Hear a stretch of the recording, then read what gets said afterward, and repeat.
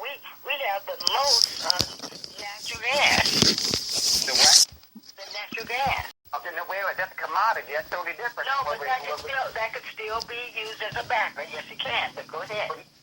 A commodity is going to be used as a backer for our currency. We can use natural gas. We can use oil, any resource.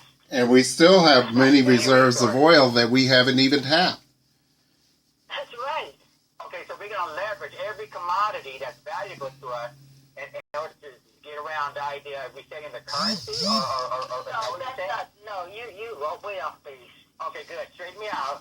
Go ahead. Well, one of the things that I'd like to refer to that for you to read, sir, is a bit of history. If you read the letter from George Washington to the Sultan of Morocco, he says that in there we were a country without a lot of natural resources, but we would find ourselves useful for our friends. So he was talking about the fact of the matter that there were unexplored resources that were here, and they intended to leverage that for our economic development. And that's something that's clear from the intent of that letter. So what she's saying to you about the natural gas and the other resources that are here, that was the intent that was laid out by the 9th President of the United States. Oh, okay. Wow. Thank you. Look, you guys. Mm-hmm. The Chinese have been included in that basket of currencies just lately, within the last few months. No, that's that new one. The other one's always been there. They have 3 this one in there. One's coming in October, but go ahead. Oh, they have 3 that the settlement has allowed them to use, right? But you said you've been watching it. You're supposed to know these. But go ahead. Wait a minute. No, I'm not. Wait a minute. Hold on. And if I'm ignorant on the subject, sir, I'm going to admit it. I'm not that stupid. Okay, I'm not going to. No, nobody's saying you're stupid. See, I'm not going to lie to you. I haven't been watching. I'm not going to lie. I have not. But I thought you would know since you've been watching. That's what you said. No, I have. No, wait a minute. I have been watching the international market as well as domestic. Okay, I actually make a living off of my investment and my ability to understand these concepts. But if this one's got to work on me, then guess what? I'm going to have to obviously catch up real fast. Right? Okay, well, we have another one that's coming out. What is it called in October? Lisa, can you kind of text it over there to me because I forgot the name of it. Yeah, we have another one. They have another one's coming out in October. They're holding that one. China? Which one? Renminbi. What is it called? Renminbi. Are you familiar with that, Monty? Yeah, I heard okay, that's coming. One is for international. Okay, the renminbi. Right. Is that the one? Okay, yeah, that sounds familiar. I have to look it up. The next one that the renminbi, U.S. dollar exchange rate, blah, blah, blah. Okay. I have to look and see which one was just included a month ago. Finally, I think it was, I can't remember what organization, the IMF or whoever said, yeah, we'll go ahead and let you guys include the yuan. And that was very controversial, and I thought that was going to be a big deal. But see, according to what I understand, not every country is comfortable with the way China manipulates their economy. According to, not to say the United States is perfect, but there is a number of countries that actually look at the way China manages their currency, right? Yeah, but if you saw Christine Lagarde the other day, she said they made an agreement and they're going to do right. They're just going to watch them closely. She said that last week.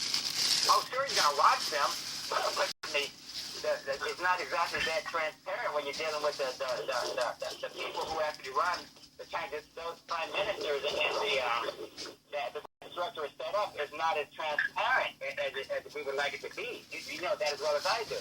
They don't exactly have open meetings, when they meet and determine what they're going to do and not do. You know what I mean? Well, the way I see it, and I hear you, but I don't think we've always been fair either. I think China's pretty fair in their dealing, so let's give them a chance. Let's don't put them down because we haven't always been fair either. Well, let me throw another monkey wrench. Let me just throw another monkey wrench. No, don't throw a monkey I just asked a question. Did you ask me a question? Yeah. What was it? No, but I hate when people say throw Well, money don't worry about that. It's just that, it's something I need to figure out, and I want somebody to help me if you can. If you can, that's okay. But did you ask me a question? I didn't hear it. No, I was saying don't throw a money ranch in and just go and ask the question. Okay, now this is something I have to figure out as well. You heard about the issues in the South China Sea, right? Right. Okay, now let's take a look at that issue, and also let's contrast with the Chinese hacking into the United States government every time we look around, right? But that's what they say. How do we know? But go ahead. Regardless who says it. No, regardless. But go ahead. Okay, well, anyway, there should be an issue with territorial rights in the South China Sea. And there seems to be an issue with Chinese stealing intellectual property from every corporation that I could think of. There seems to be an issue with censorship when it comes to internet and media and control of communications in China. So having said that, and not to mention humanitarian rights violations and such, how do we get to the comfort level that we need in order to say, okay, I'm going to use yuan or renminbi, whichever one, as a way of exchanging for oil and goods and services and the billions or trillions of dollars? But everything's going to be run through the UN. So a lot of these countries, as we see it now, when we go back, I was believe when we go back to the Republic and after this global reset, this is why the UN is going to be a very important factor. In other words, not only will there be, it won't be one country for itself. I'll just use an example. You have perpetual cases of human rights violation. You see how they always protect each other here? You have to go through the UN. Well, the same thing. So in other words, we won't be able to investigate ourselves anymore. Okay, well, that's fine, Shirley, but I'm not quite sure whether or not the UN is showing the strength. But we don't know yet. Having to put it together is going Well, I'm just referring to what's going on right now. I know, but I'm trying to tell you. You're asking me, do you want to hear it? Yeah, I'm listening very intensely. Right. Let's say this. We don't know exactly who's going to be part of the country. But the thing that we do know is this. They won't be able to self-investigate themselves. They won't be able to. Right. So that way, we're going to see less human rights violations, and we'll probably see fairness. Really? Even with the dominant currency? No, right? Because it won't be one. It won't be just one. See, that's... Wait. They got the largest reserves of currency on the planet. It doesn't matter. It doesn't matter. The trade will be fair.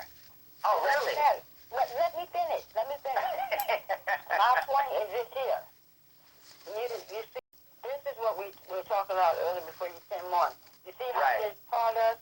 You said, China did this, China did that. How do we know? We haven't been always fair. So how do we know we didn't do it to sabotage and make it look like? And nobody, and it's like China said in the UN just 2 weeks ago, the United States has very little room to talk when we have so many violations of human rights ourselves focused around racial problems. I can say this too. One of my main suppliers for my own company is China, and having been, we've been doing business with them for probably 15 years. And I can say this, that you really have to make sure that you understand that they don't have anywhere near the legal system that we have here. You know, when companies tell me that they're not going to cooperate with me, or they're going to try and reverse engineer our products, and we all know how that works, over there, and such. You're talking about big dollars that just walk out the door because of the way their trademark and patent systems work and such. I would like to see how that's going to be changed. Well, I would think like this. I'm just going to look at it like, hey, we got a new sheriff in town, and we won't have a country allowing atrocities to happen to their people, and nobody to oversee them but themselves. We have outside people looking in. So I would say, let's give it a try. Oh, yeah, that's the UN, right? That might be the UN. That's going to be the UN. want you to think about this too, okay? That military apparatus in China is formidable, okay? A lot of the blueprints that they use to make those extra large aircraft carriers and those stealth bombers, guess where that came from? Probably from us. Right. Okay, so we need to consider the fact that the new sheriff in town may or may not have our best interest at heart when it comes to being a superpower and dictating what happens on a global scale. Well, I'd rather see, this is me, and I love my Right. country, but I'd rather Right. see 5 or 6 countries sitting up there looking at things and make sure it's fairly, as opposed to where it's been going. You got more people being killed and hurt, and nobody's doing anything.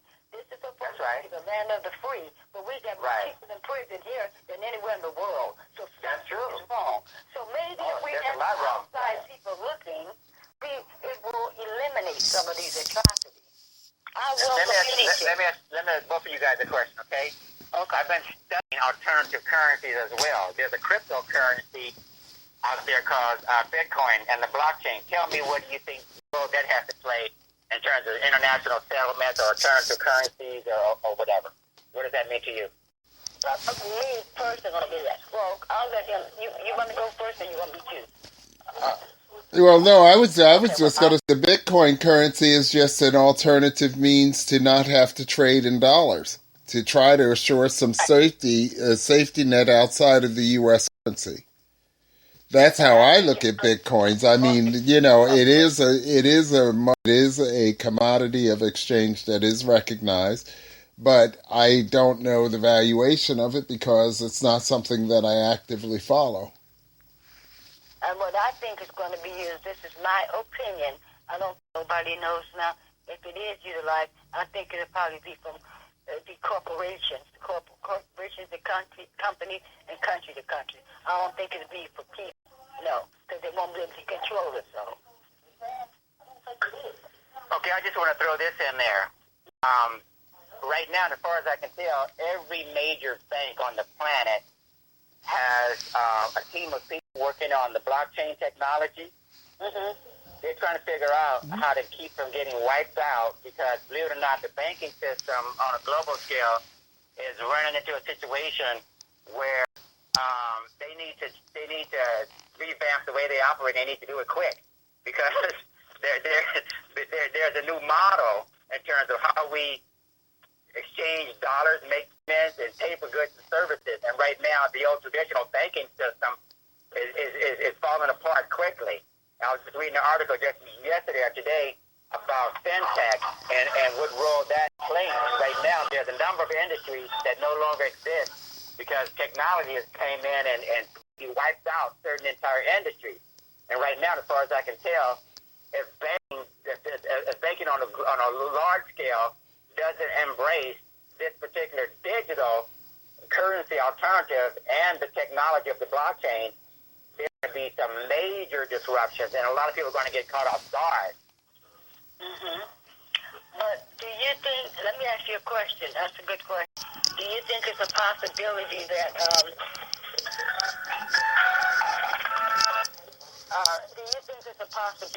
in your opinion, this is just me, that they're doing this deliberately? Let me go back for a minute. If we had did right yesterday or today, everything would be good. But why do you think that we're waiting for China to go first so hyperinflation can set up? I'll tell you what I think. I think this is being done deliberate so that we can have a big fallout so they can call out this martial law. And that will... Okay, wait. Let me make sure I understand what you're saying. Let me finish. Wait, no, you threw something out there, Shirley. You said, do I think they've done this deliberately? No, I wasn't finished. Okay. That was just hypothetical. Oh, yeah. Yes. Right. Okay. Okay, so basically, I should rephrase that. I would say this is what I think is happening. I think they're deliberately allowing China to go first, allow high inflation to hit, cause all this hysteria on the streets. That way they can call martial law. That way they can suspend the election, and then they can